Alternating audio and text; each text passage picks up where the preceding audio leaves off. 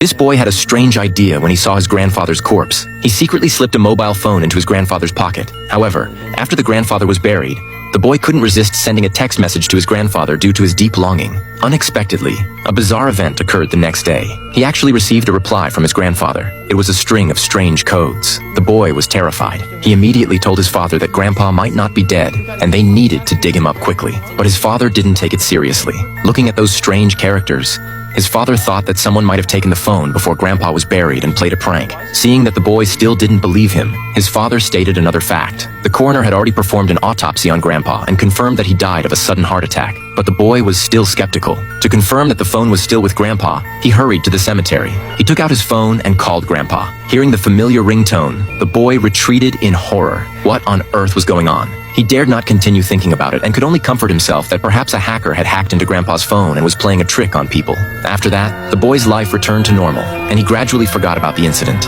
Until this day, the bizarre event happened again. At the school dance, the boy danced with the campus belle, but who knew this would enrage the school bully? The bully grabbed him by the neck, took him outside, and beat him up without saying a word. Before leaving, the bully even twisted his limbs into a strange shape. Fortunately, the class teacher discovered him in time and saved him. The class teacher not only carefully helped him treat his wounds, but also expressed his willingness to testify and report the school bully for assault. However, the boy politely declined. After returning home, he didn't want to worry his father and could only pour out his grievances to his deceased grandfather over the phone.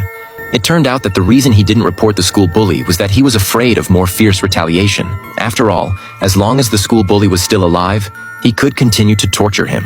Originally, he just wanted to complain to his grandfather, but who knew that the next day, the boy actually received news of the school bully's death. He couldn't believe it and hurried to the scene, just in time to see the school bully's body being carried away by the police. It turned out that everything was true, but seeing the school bully's grieving family, he didn't feel the joy of revenge, but a sense of guilt instead. Then he learned from the class teacher that the school bully's death was extremely bizarre. The bully was found face down on the ground with his hands crossed, in the same twisted posture as when the boy was humiliated by him. Everyone thought the school bully died in an accident, but only the boy knew that it must have something to do with Grandpa. That night, he called Grandpa. He said he didn't really want the school bully to die and asked Grandpa if it was really related to him.